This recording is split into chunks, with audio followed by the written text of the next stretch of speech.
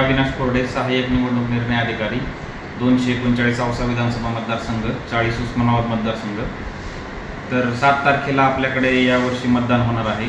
या अनुषंगाने औसा विधानसभा मतदारसंघामध्ये आम्ही सर्व प्रकारची तयारी प्रशासनाची झालेली आहे, काही तयारी अजून चालू आहे। याच्यामध्ये आपण सर्वप्रथम आपल्याकडं पोलिंग स्टाफ जो आहे, जो मतदान केंद्रावर आपण नियुक्त केलेला आहे, असा 1228 प्लस राखीव असा सगळा मिळून 1368 हा स्टाफ केलेला आहे। या सर्व आपण सगळ्या कर्मचाऱ्यांचं 2 दिवस क्लासरूम ट्रेनिंग घेतलेलं आहे।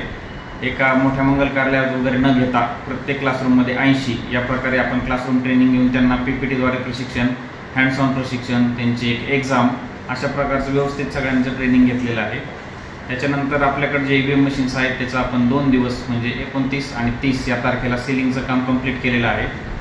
आणि आजपासून आपल्याकडे म्हणजे 2 तारखेपासून ते 5 तारखेपर्यंत आपण होम वोटिंगचा प्रोग्राम केलेला आहे। याच्यामध्ये वृद्ध म्हणजे 85 प्लस ज्यांचं एज आहे आणि जे अपंग आहेत, जे 40% जास्त अपंगत्व आहे, असे 227 लोकांचं आपण घरोघरी जाऊन मतदान घेणार आहोत। आणि 6 तारखेला आपण या ठिकाणी सामान किंवा जे मतदान साहित्य आहे ते वितरित करून सगळ्या पोलिंग पार्टीजला त्या मतदान केंद्रावर आपण 6 तारखेला पोहोचवणार आहोत। 7 तारखेला व्यवस्थित सुरळीत मतदान घेण्याबाबतची सर्व तयारी प्रशासनामार्फत करण्यात आली आहे।